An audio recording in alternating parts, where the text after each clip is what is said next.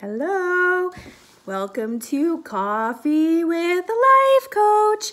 I am your certified life coach, Brianna, and I am coming back to you in the month of February.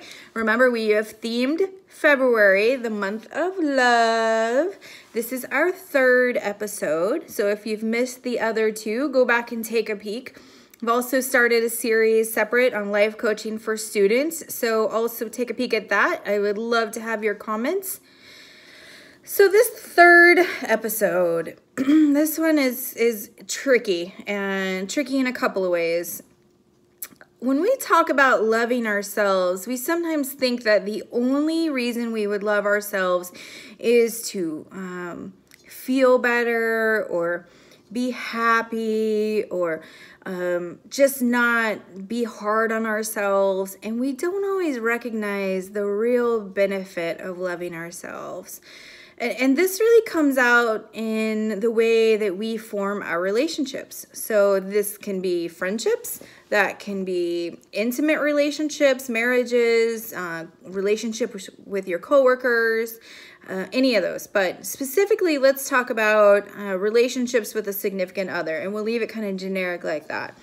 If you don't love yourself, I don't mean like love yourself up here, like, yeah, you know that you're a good person, you know that you try hard, but if you don't really love yourself here, and you don't really know that you're worth a damn here, then when you go looking for love, you're already giving permission to all of those people out there to think of you what you think of you.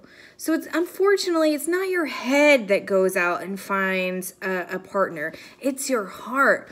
If your head could find you love, it would do a bang-up job, and overnight you would be good to go because you know that shit in your head. But knowing that in your heart and believing that, looking in the mirror and believing that, there would be no settling at all. So how do you love yourself here and not here, right? I think I heard once that this is the longest 18 inches that any of us will ever have to travel. Getting a thought internalized into our hearts, that we shine that out. So in one of our previous episodes, we talked about a mirror and how what we put out there is what is reflected back to us. And that's absolutely true when it comes to love. And so if you don't love yourself, or if you don't think you're attractive, if you don't think you're smart, if you don't think that you're capable or that you're worthy or that you are just the best of the effing best, then you are going to attract people who also don't think that of either themselves or most definitely yourself, and likely both. If we're holding ourselves back with limiting thoughts, we're often attracting people who also are holding themselves back with limiting thoughts. It's not often you find someone who has a self-esteem and a lot of self-confidence attracting someone who's really struggling with self-esteem and self-confidence. So we have to become who it is that we want to go and find in someone else. We have to nurture and grow those qualities in ourselves. And that's not going to happen overnight, but it is able to happen. And we are able to sort of fake it till we make it. But we do have to put the effort in. And there are some tricks. So I read some research out there that suggests that when we look in the mirror, or when we think something like, I am pretty, or I am smart, or I am capable, or anything like that, research shows that we're not likely to really believe it. We haven't bought into our beliefs in so long, if ever, that telling ourselves something positive at this point in the game, it's just going to stay up here. It's not going to travel down and become really a part of our core truth of what our heart of hearts really believes. However, even though we aren't great at expressing love to ourselves, often we are really good at expressing love to others. And so research suggests that we can kind of trick our brains a little bit and trick our hearts a little bit by stopping when we detect a negative thought, or starting our day by saying you are attractive. Look in the mirror and say, you are attractive. You are brilliant. You are capable. You are worth every dream and goal that you could ever imagine. And somehow our brain and our heart seem to get it through some practice. It's not going to happen overnight. And diligence, we start to buy into it. We see ourselves almost as our own best friend, and research suggests, I mean, this isn't my bright idea, research suggests that we are able to change how we truly feel and what we truly think about ourselves. And if it's that easy, why not take 5 minutes out of your day tomorrow and start to be curious about your thoughts on when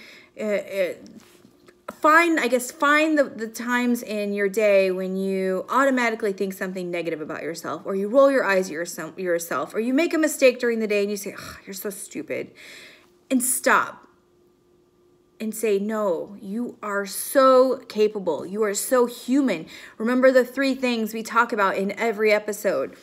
You are capable. You are the expert of your life. You have complete sovereignty over your choices. But most importantly, you are whole. You are not broken. And then also, you have everything you need inside of you to be your best self. Now, it just dawned on me as I'm telling you, that we could use that second person type of self-talk and say, you are smart. If you think about it, when we do something dumb or we make a mistake, we often don't say, I am so stupid. Instead, we say, you are so stupid. Brianna, you're so dumb. Brianna, how could you be so dumb, when we're talking to ourselves? And when we do that, we do kind of buy into it. So I think we do have evidence that actually works. So I think now that, we have that insight in our head, now we need to put some time to it to get it down here to our heart. So this week, or through the month of February, start to say things to yourself that you know up here already of who you are and what you deserve. And use the word you instead of I. That's going to get you headed in the right direction of love, of loving yourself and becoming your best self. And that will also help you start to attract love that thinks and feels the same way about you that you feel about you. Not easy, not overnight magic, but Coffee with a Life Coach is never intended to be a magic pill. But I think together we can partner. I will also work on this. We're always in transformation. None of us ever arrive. We all can love ourselves more every day. And so that's going to be our focus for the month of February.